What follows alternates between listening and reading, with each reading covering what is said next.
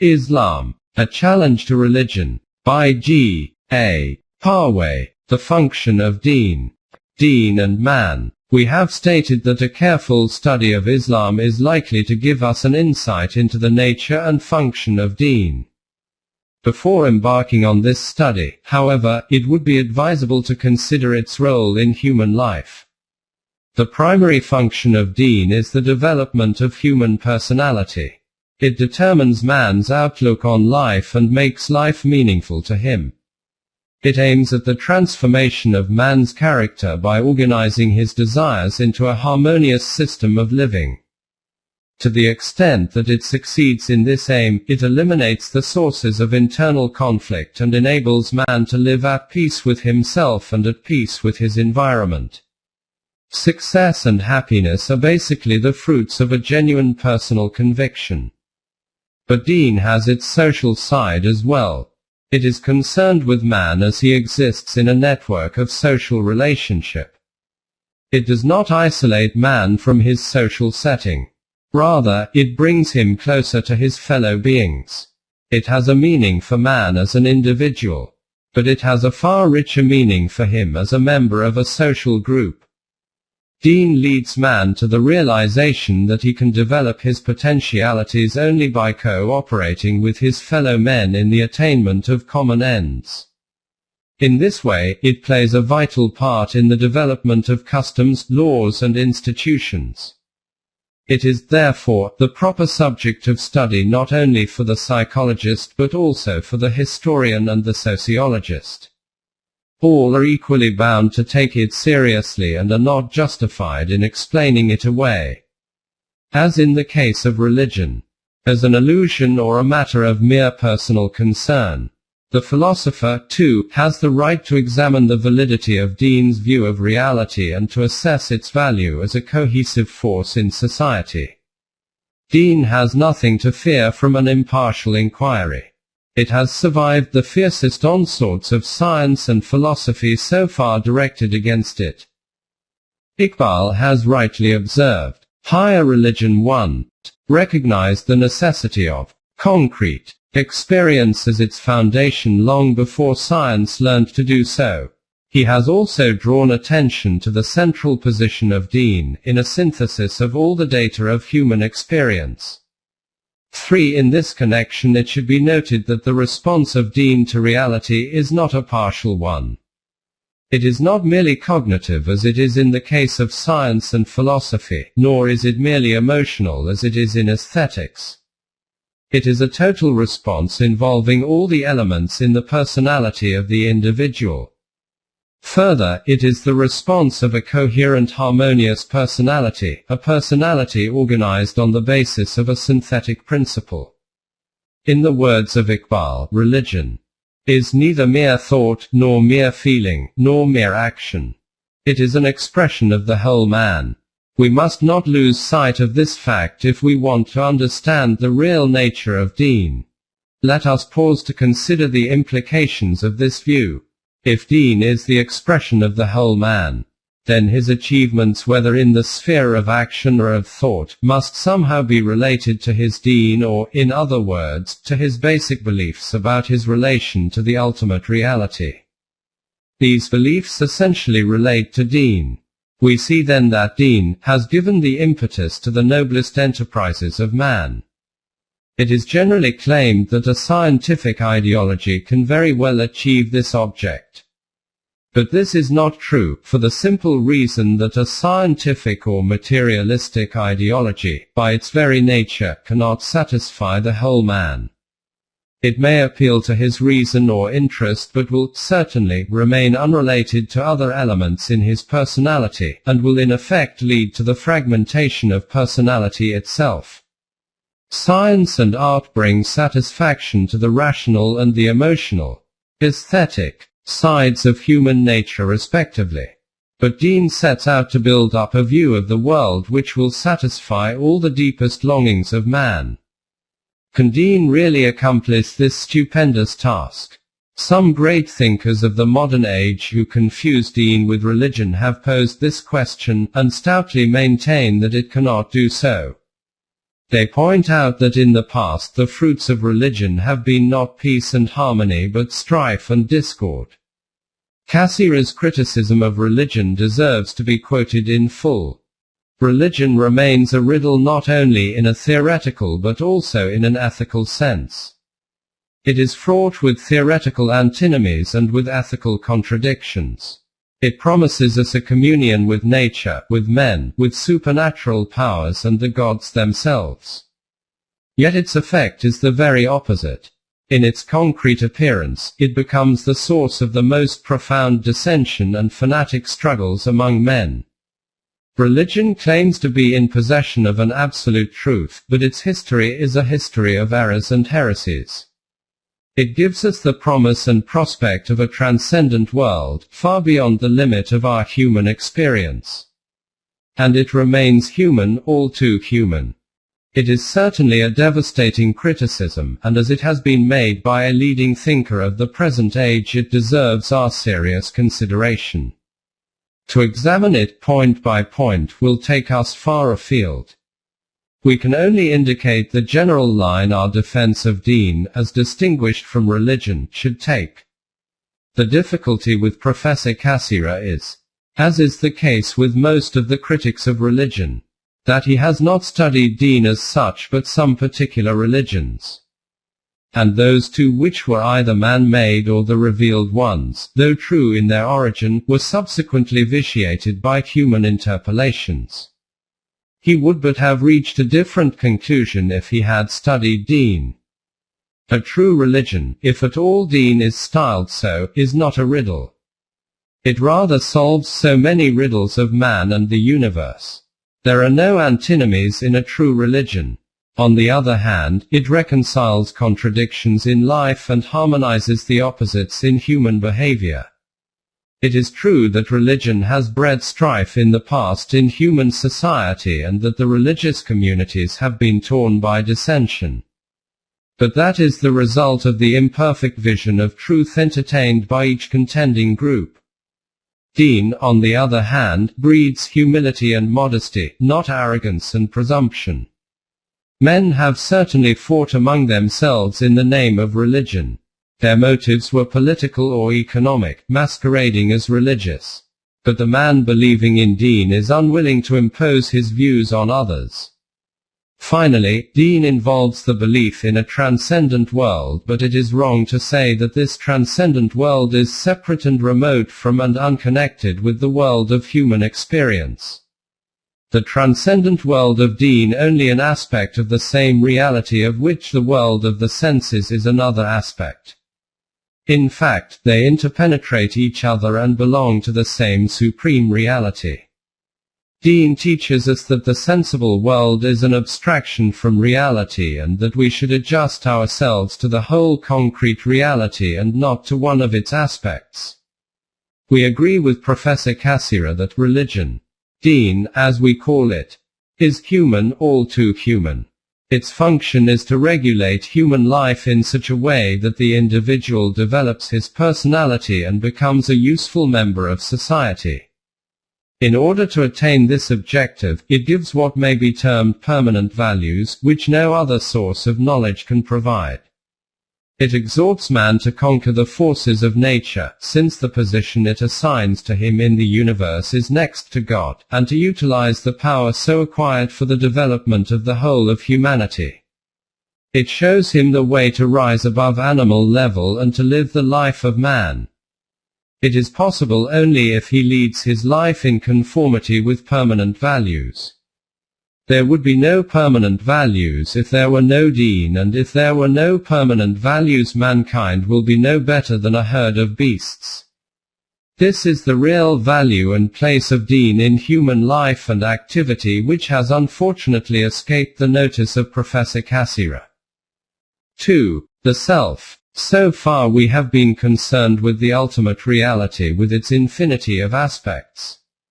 One of these aspects is the spatio-temporal world of our experience. Now, we can turn our attention to the human self, which seeks a meaningful relationship with reality. The real, in relation to the human self, is God, and the self's attitude to the real is deen.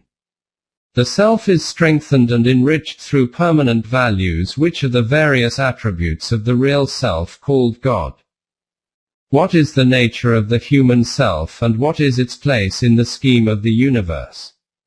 We will, first, state and critically examine the answers which modern science and philosophy have supplied to these questions. In ancient and medieval philosophy, the self was synonymous with the soul. And the soul was believed to be an indestructible substance which existed before its temporary conjunction with the material body and which survives the dissolution of the body. The notion of the soul was taken over from primitive thought and was refined and elaborated by philosophers. Aristotle was the only great philosopher who rejected this view and propounded a theory more in consonance with natural science. He regarded the soul as the entelechy of the body, and as it was the form of the body, it was also inseparable from it. The soul was thus placed squarely in the system of natural phenomena. However, for centuries after Aristotle, the older view of an independent and supernatural soul was unquestionably accepted by both scientists and philosophers. It was challenged only when modern science was well underway. In the 18th century, the term self came into vogue. It had the advantage of being closer to nature than the term soul, which had a supernatural flavor. The self was regarded as the subject of experience. The unity of consciousness, unique in the world, became intelligible only in the light of a self which owned and held together the various sensations, feelings and ideas which compose consciousness. It was regarded as free and not subject to natural laws. Moreover, it was believed that the self remained unchanged and identical with itself throughout the lifespan of the individual. However, the line of thought which began with Locke and culminated in the philosophy of Hume rendered this conception of the self wholly unacceptable to English thinkers. Locke conceived the human mind as a blank tablet which passively received impressions from the outside world. The contents of the mind were wholly derived from the external world. It did not itself produce or create anything. It merely received and stored impressions from external objects and forces. This view totally denies any activity to the mind. Locke held that any idea in the mind which could not be traced to its source in an impression was merely spurious. Berkeley applied this test to the idea of self and reached the conclusion that it was not a valid idea. Nevertheless, he believed that the flow of ideas was orderly and lawful as these existed in the mind of God and were owned by him. Hume delivered the coup de grace to the popular belief in an independent self. He carried out a penetrating analysis of the mind and found not a shred of evidence for its existence. He affirmed that whenever he looked into his mind he came across a sensation, an image or a feeling, but not the self to which they are supposed to belong. The mind, according to him, is merely a succession of ideas which are related to each other externally by virtue of existing in the same or successive states of consciousness. Being a thoroughgoing empiricist, he could not accept an idea which did not correspond to an actual fact of consciousness. He believed that orderliness and coherence in the contents of the mind could be fully explained in terms of the principles of association. Thereafter, the English empirical thinkers dispensed with the concept of self altogether. Kant agreed that the self or ego was not a fact of experience. Nevertheless, he believed in a transcendental ego which was the ground of experience. The idealistic philosophers, therefore, continued to speculate about the transcendental self and its relation to experience. The psychologists with the naturalistic outlook found the concept of a transcendental self as of no use to them. They confined themselves to the study of the facts of experience. However, as they found that the contents of the mind were not disconnected but centered round an I or ego, they developed the concept of the empirical self. They set themselves to solve the problems of the emergence of the empirical self and the changes it undergoes in the course of mental development. However, as psychology attained the status of a full-fledged science, even the concept of an empirical self was discarded as being associated with ideas of permanent instability. In modern psychology, the concept of personality has supplanted the older concept of self. The psychologist now studies the origin of personality and the process of its development as well as the process of its disintegration in abnormal cases. Personality is conceived not as an entity but as the form or pattern which the raw material of the mind assumes when it is organized. The organization of the instinctive urges, tendencies and capacities which constitute the biological equipment of the individual proceeds apace during the formative years of life.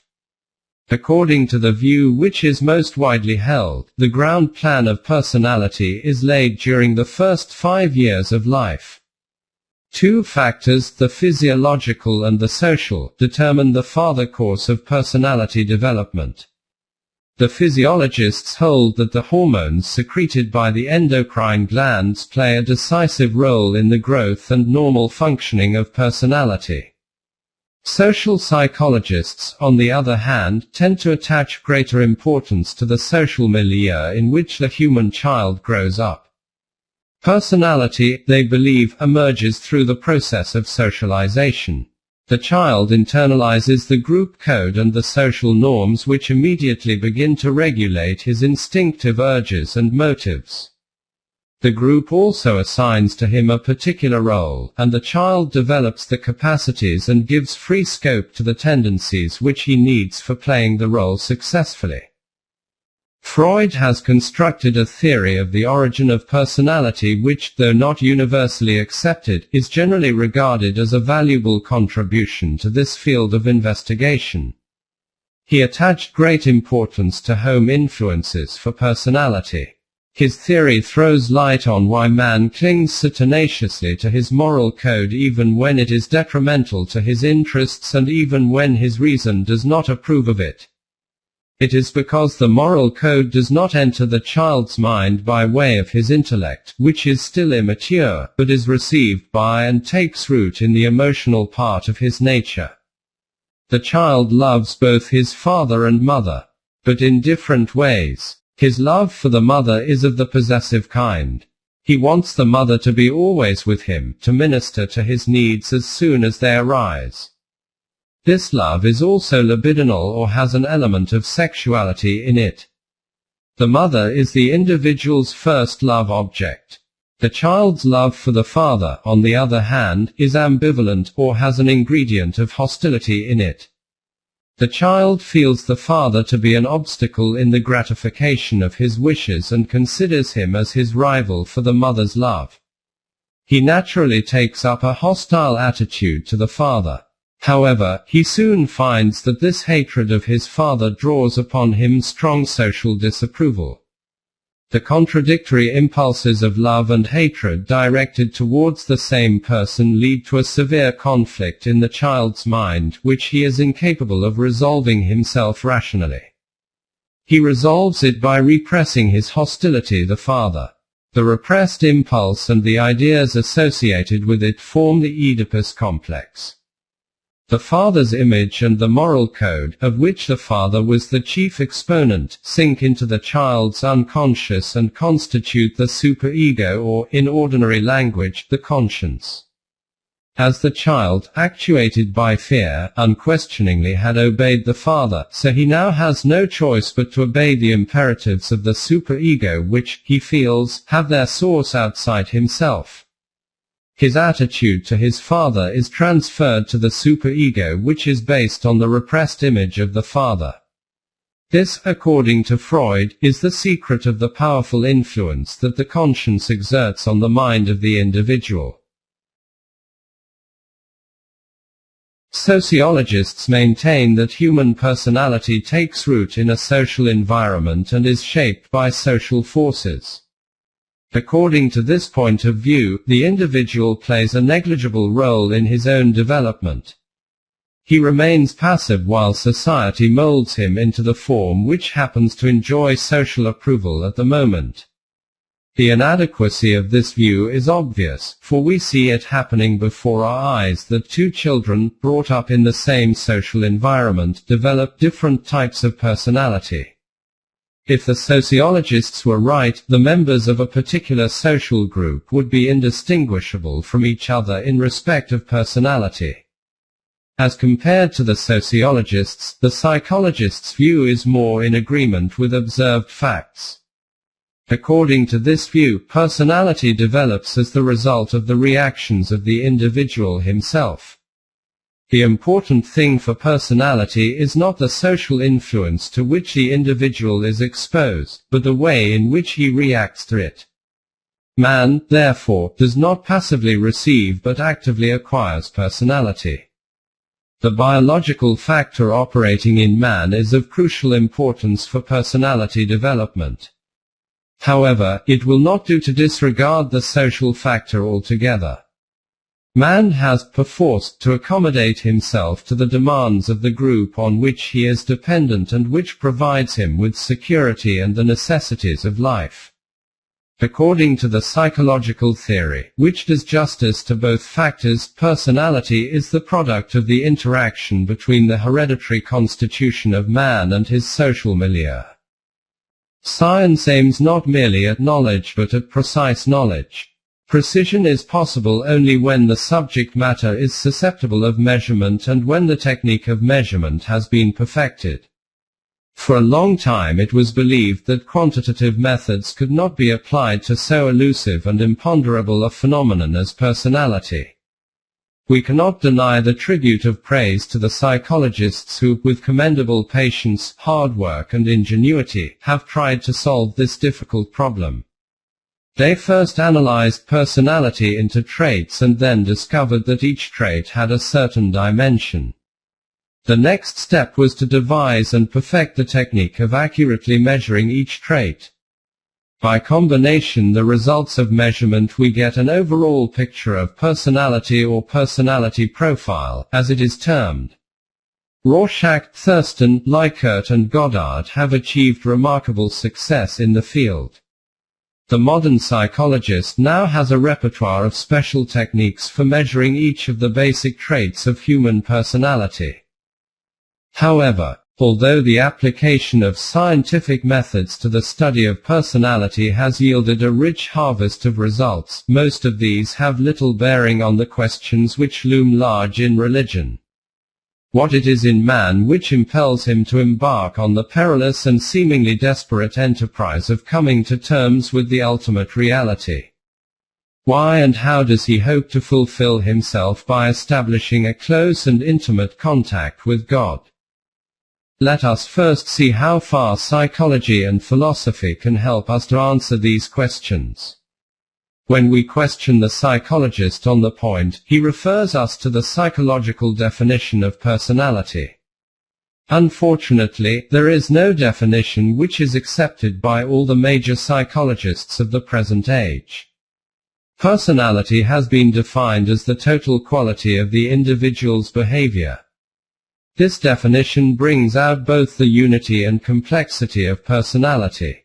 Personality is inclusive, so that no important motive, tendency or capacity remains outside it, and yet it has a unity which is not paralleled anywhere else in nature. For our present purpose it will suffice to state one more definition. Personality is the integration of the individual's measurable characteristics and motivational undercurrents. This process begins in early childhood and proceeds, at first slowly and then at an accelerated pace, during adolescence until the emergence of the mature personality of the adult. Thereafter too, personality continues to undergo at least some changes, though slight, throughout the life of the individual.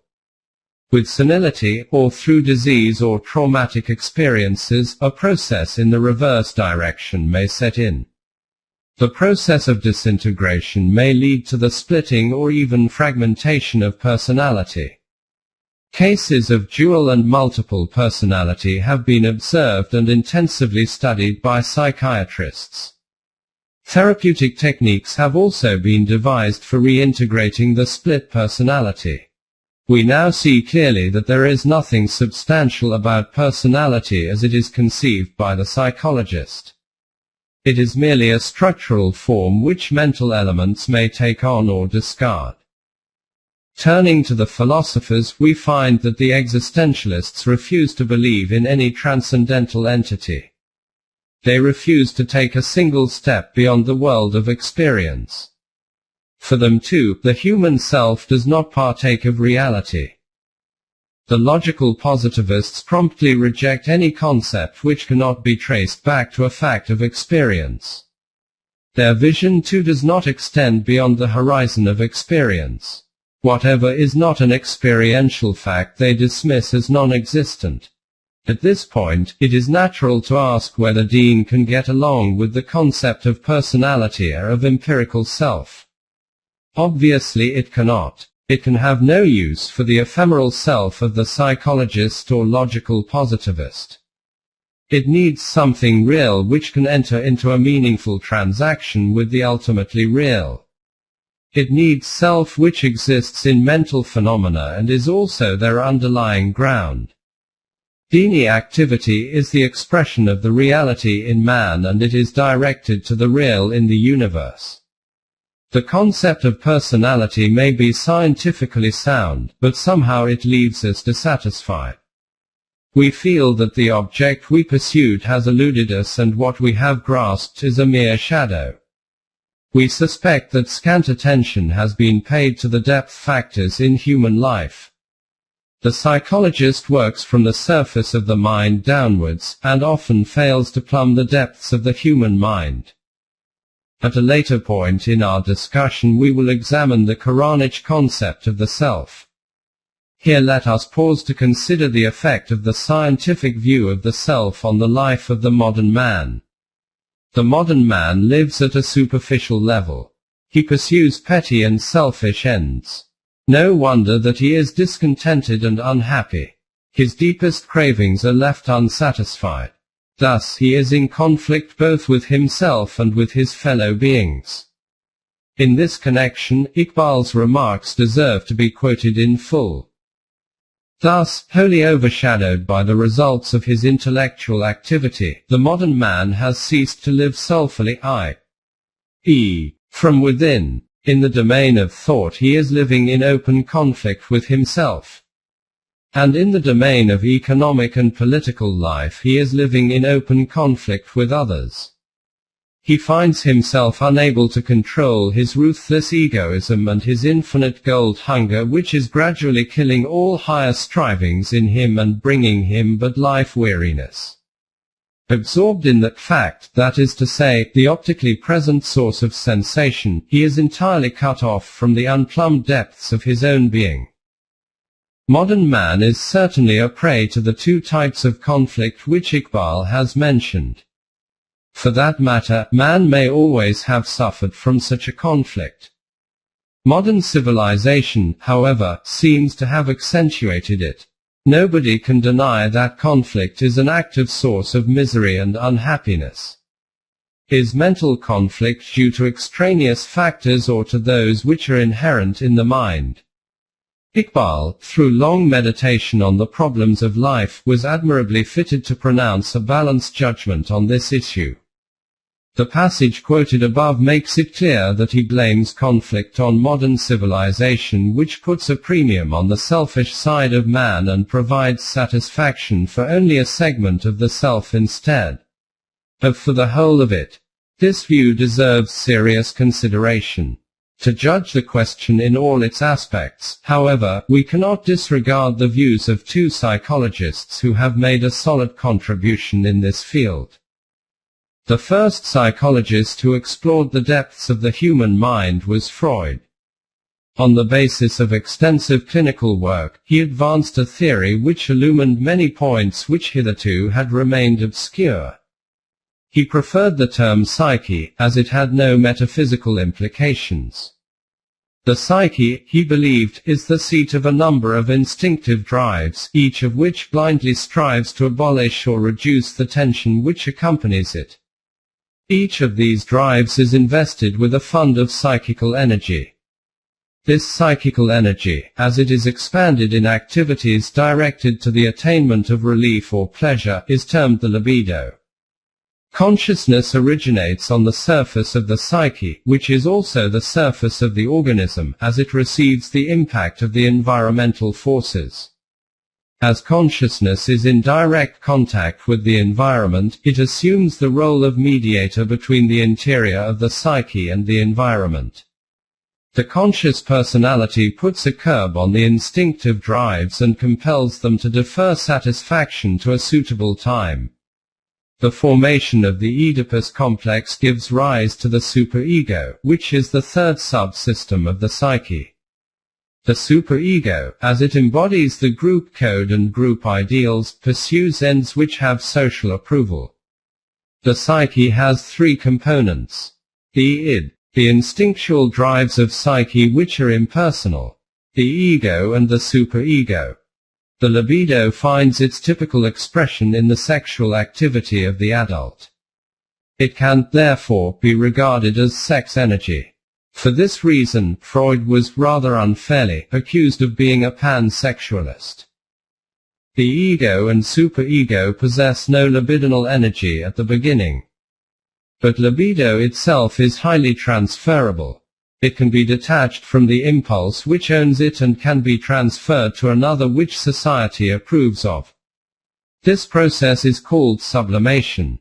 The ego suppresses the libidinal urges and diverts the energy thus released into socially approved channels. Civilization is built up on the repression of the sex drive. The sexual impulses, however, cannot be extinguished. In this way arises a never-ending conflict between the demands of the libido and the demands of civilized society. Civilization, however, rests on insecure ground. The repressed sex urge may erupt any time and bring down its imposing structure of civilization. Internal conflict or conflict in the mind of man is the price we have to pay for civilization. This conflict is accentuated with every increase in the complexity of social organization. However, this is not the whole story. Freud believes that as a living organism man has inherited a deeper and more fundamental conflict.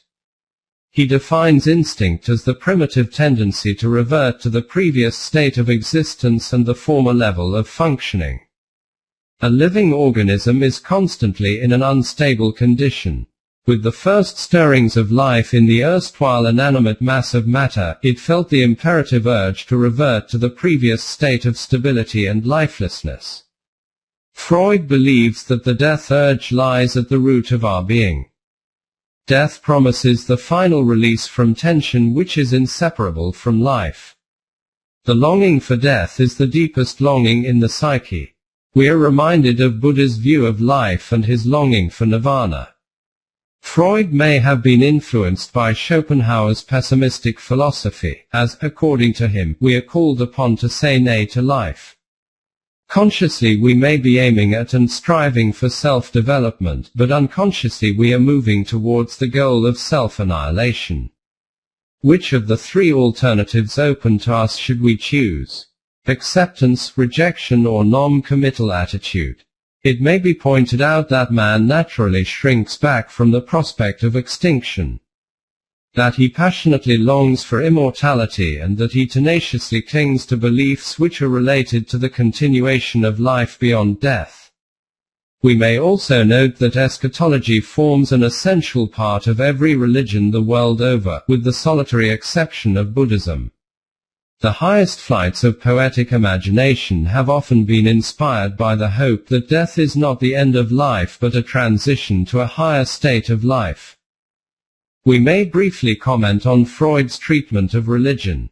For him religion is an illusion which man has created to obtain solace and comfort in a world which is full of misery and affliction. Man's strongest desires are frustrated and their energy is dammed up. It finds an outlet in imaginative activity which creates fantasies. Those repressed desires which are denied gratification in the real world find it on the ideal plane. The imago, or the image of the Father which lies buried deep in the unconscious, is projected onto the cosmos as God. Dr. William Brown, himself a psychoanalyst, has taken strong exception to this view. On the basis of his clinical work, he affirms that a complex usually disappears when the patient is psychoanalyzed. Religion, however, does not disappear, but may even be strengthened in the mind of the patient who has been psychoanalyzed. We may consider the views of another major psychologist, Carl Jung.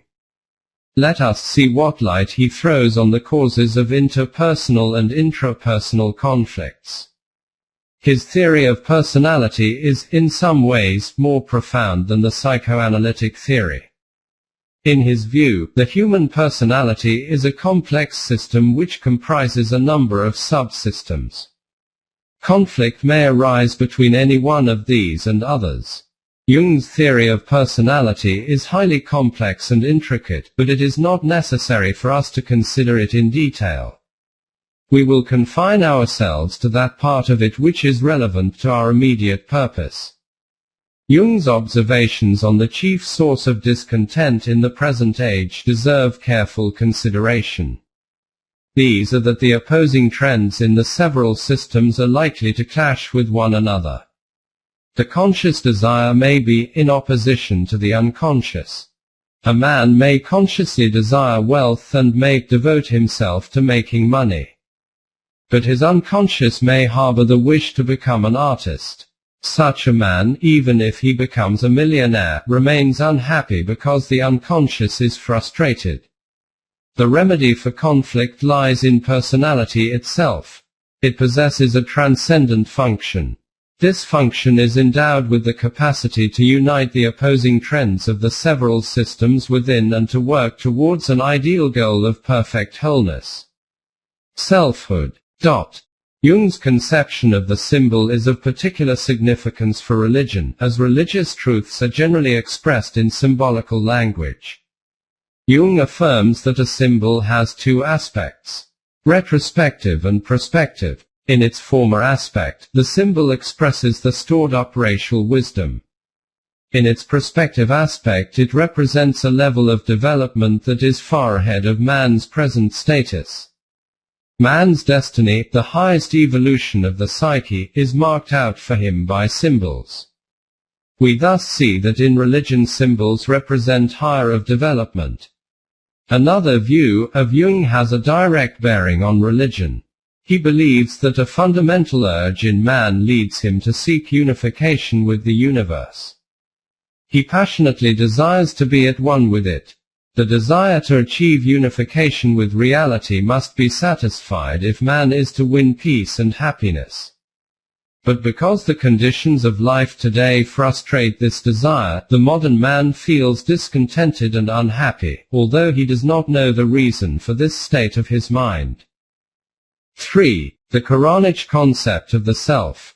We have now the proper background for grasping, judging and appreciating the Quranic concept of the self. We have deliberately chosen the older term, self, in preference to the terms personality, psyche, and empirical self which are current in modern psychology and philosophy. The reasons for this choice may be stated here briefly. The term self is in closer correspondence with the Quranic term nafs than any of the terms which have come into vogue recently. Secondly, each of these terms suggests an ephemeral phenomenon which appears at a certain point of time, and after a short period vanishes into the thin air, leaving behind it no trace of its existence. Such a phenomenon cannot enjoy the status of a moral agent or a responsible being. What it is and what it achieves are of no significance either for itself or for the world. It is like the flame of a candle which shines for a moment and then is quickly swallowed up by the surrounding darkness. Finally, being unreal itself, it cannot enter into a meaningful relationship, and cooperation which we find in the Quran will enable us to form an adequate idea of the self and a just estimate of its capabilities. 1. The self partakes of reality and consequently enjoys permanence and stability. It retains its identifier throughout its career. The trials which it undergoes and the influences to which it is exposed change it without transforming it into something different from itself. It starts its career in an undeveloped form but equipped with immense potentialities. It may or may not actualize these potentialities, but it never ceases to be itself. It is not a passive material which is molded by external forces. It is essentially active and dynamic. Its typical activity is Dini activity in the highest sense of the term, viz. The development and actualizing of its basic characteristics, and thereby drawing closer to the most perfect self-God, whose attributes serve as an objective standard for the human self, and thus tasting the joy of proximity to him. Death does not terminate the activity of the self. It is but an episode in its career. 2. Further, the self, as conceived in the Quran, is free. Freedom is an inalienable property of the self. Although it operates in the sphere of nature, its activity flows from its own nature and is not determined by natural causes. As Dr. Rhine, in his book, New World of the Mind, aptly remarks, there is something operative in man that transcends the laws of matter. It is because the self is free that it functions as a moral agent. Duties and obligations have no meaning for a being which is completely determined. If the self were not free, it would be insensitive to the demands of ought, and would respond only to the demands of must. Its sense of responsibility springs from its sense of freedom. It is capable of leading a moral life only because it is free. This view implies that the self has a real choice of action. It can choose any one of the alternative courses of action open to it, and responsibility for its choice rests squarely on it. Of course, the self does not enjoy absolute and unlimited freedom. Its freedom is circumscribed by the conditions under which it lives. The world of fact checks and restrains its activities in various ways and in various degrees. The self chafes under these restraints. It flourishes only in an atmosphere of regimented society. Its sphere of action may be subjected to increasing shrinkage. Such a society discourages all kinds of self-expression and curbs liberty of action. Under these conditions, the self begins to languish. It can regain its vitality only by regaining its freedom. The self burgeons, blossoms and fructifies in lofty thoughts and noble actions only in an atmosphere of freedom. Freedom is in the essence of the self and cannot be extinguished under external compulsion. The self, however, feels cramped and frustrated in a regimented and totalitarian society, or an other-directed conformism, or system of religion. The state, whose power has increased enormously in recent times, poses a serious threat to the integrity of the self. It has been steadily and relentlessly encroaching on the domain of the self. The individual's freedom has been seriously curtailed by the modern state, armed as it is with scientific techniques of suggestion, propaganda and brainwashing. The government can now influence the individual's mind to a degree which was undreamt of in the past. It can control not only man's overt actions but his inner thoughts as well. In these circumstances, the only citadel in which freedom can take refuge is Deen. It ensures complete freedom for self within the framework of permanent values. Deen should therefore be defended at any cost, as the region where man can still enjoy freedom and function as a self and not merely as a cog in a machine. 3. Again, the self as viewed by the Quran is not static. It possesses infinite capacity for development, with its own efforts, of course on the lines demarcated by permanent values. It rises to higher and higher planes of existence. The Quran says, "Verily we will raise you to higher and higher levels." Opening parenthesis. 84. 19. The self fulfills itself by developing and actualizing its potentialities. With death, man does not cease to exist but passes on to a higher plane of existence. The Quran has prescribed deen, or the way of life, which fits man for the higher level. When man is elevated to the higher level, he feels as if the gate of heaven had been thrown open to him. On the other hand, when he falls to a lower level, he feels that he has been flung into hell. The Quran opens out a vast vista of development to man. No term has been set to his progress. Man's destiny is marked out for him in symbols. To understand the symbols, however, we need true insight. When we can catch a glimpse of the higher level, then only does the symbol which represents it becomes intelligible. It is futile to discuss a symbol when we have no inkling of the stage to which it refers. The Quran, when studied intelligently, provides us with the insight to understand the true meanings of these symbols. 4. The self has the capacity for value experience. It is sensitive to the higher qualities of its experience and appreciates their value. Value experience is non-existent at the subhuman level. It becomes possible only when the self has emerged. Value experience may be of a low or high order. The higher in the scale an experience is, the more satisfying it is found to be. When the self is fit to rise to a higher plane, it craves for a value experience higher than that with which it had been content hitherto. An experience of high value enriches and elevates the self. 5. The self develops mainly through its own efforts.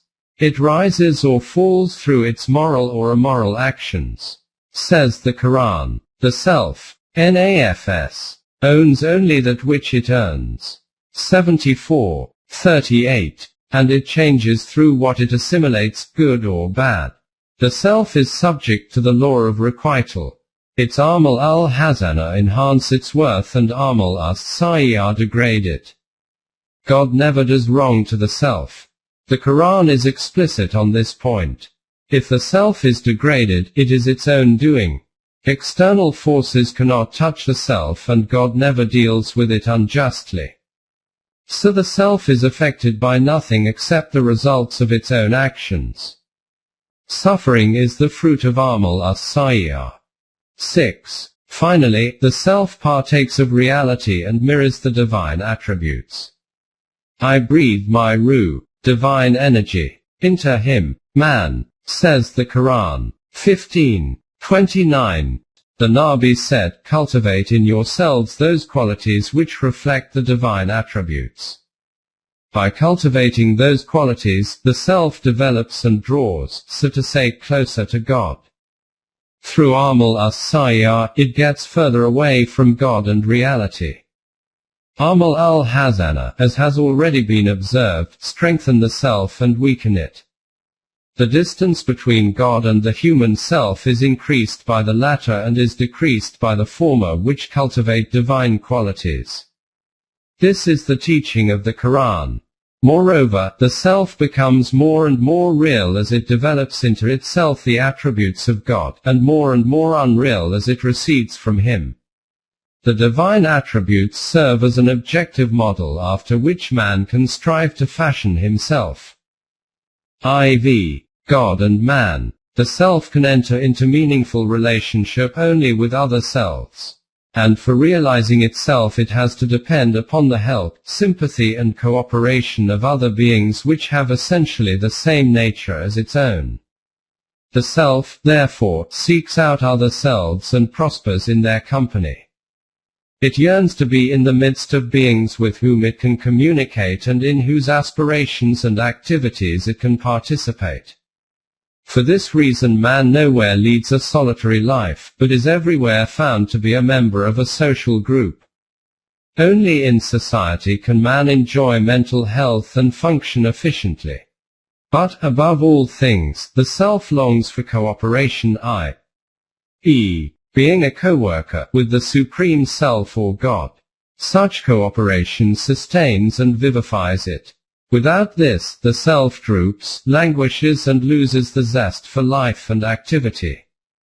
It is happy only when it is engaged in purposive activity, and happiest when it has the feeling of participation in the cosmic purpose. A compelling urge in the self impels it to seek the meaning of life and the world. The physical world, on the face of it, is purposeless and meaningless. Iman makes life and the world meaningful. For this reason the self clings passionately and tenaciously to the belief in the Supreme Being, the most perfect and ideal self.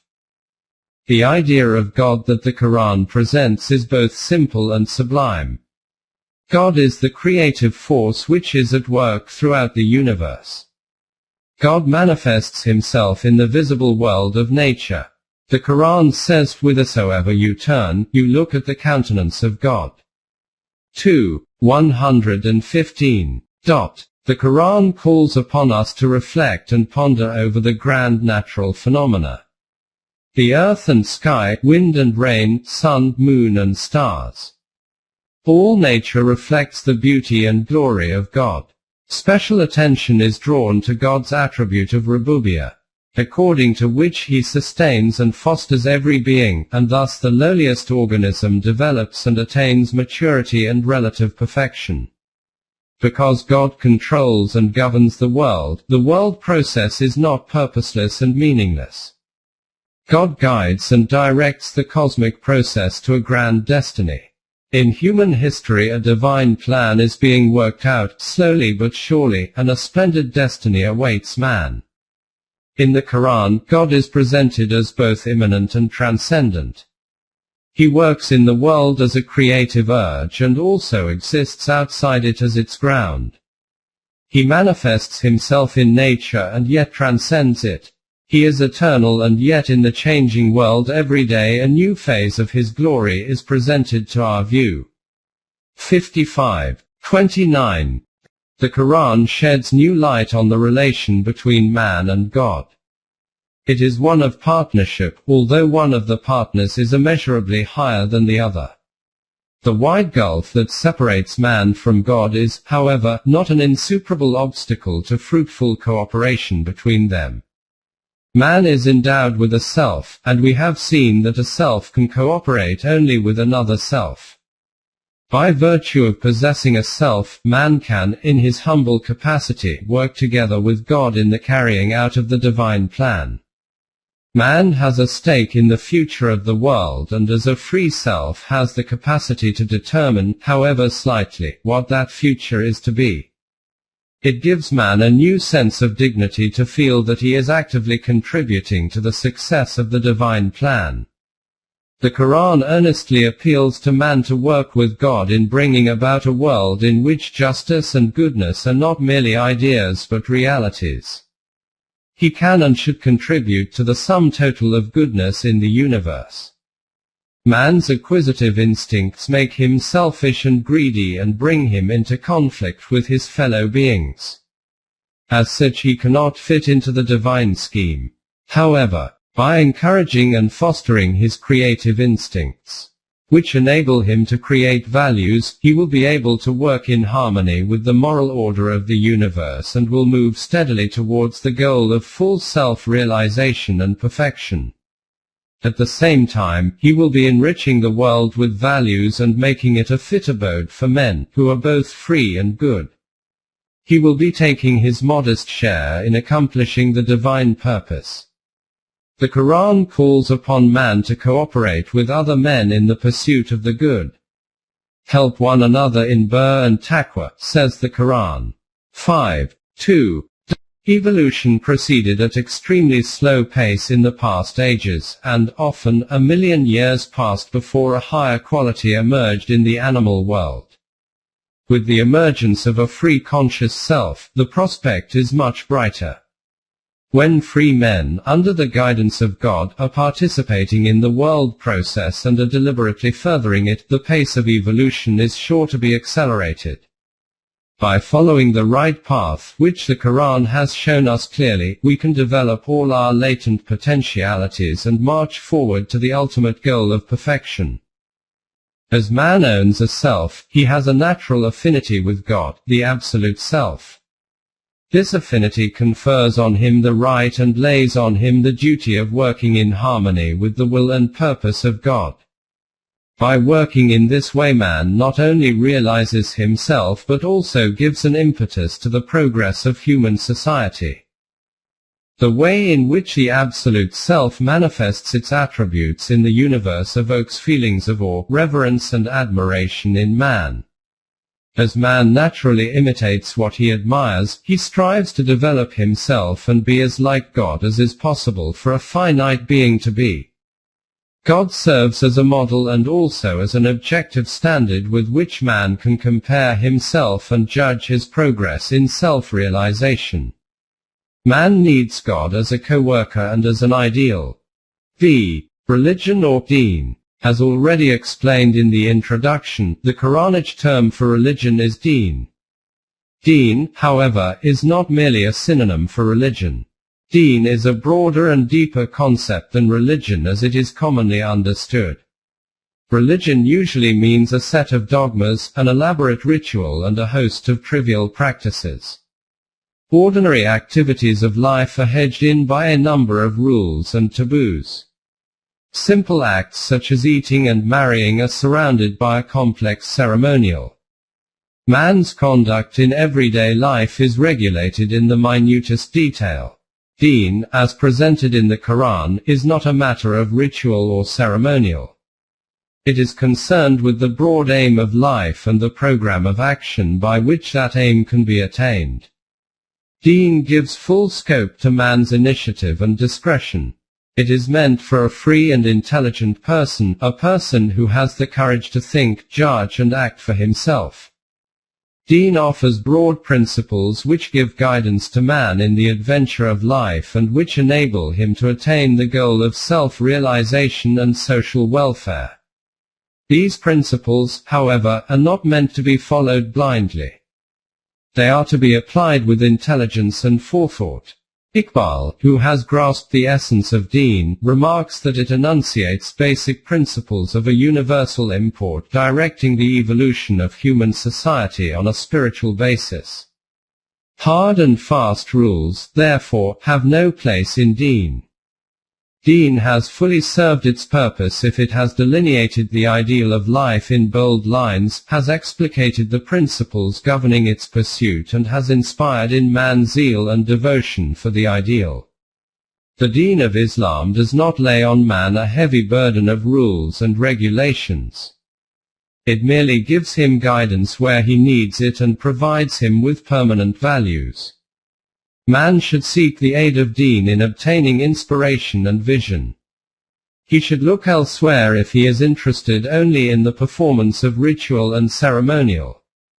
Looked at from this angle, deen is not an opiate, as the Marxian contend, but a stimulant and a spur to action. Deen does not induce in us contentment with things as they are. It spurs us on to efforts directed to the establishment of a better order of society. On the other hand, religion inculcates a passive resignation and complete submission to authority, however oppressive and unjust it may be. At best, it counsels us to have recourse to passive resistance. Deen calls upon us to fight against injustice and oppression and to actively promote the cause of justice. Another characteristic of deen distinguishes it from religion in its general sense. Deen is forward-looking. The ideal it embodies beckons to man from the future. Like a beacon, it guides his steps towards a glorious destiny. Deen does not want man to keep gazing, awestruck, at some golden age in the remote and dim past. Man's duty is not to retrace his steps but to advance in the direction of futurity. Deen is prospective, not retrospective. It is a vis a front, not a vis a tergo. That is why deen is a source of hope and attaches supreme importance to hope. So much so that to relinquish hope is reckoned as kufr. The Quran, 39. 53. 12. 87. Finally, the Quran insists upon explicit conviction which it calls iman.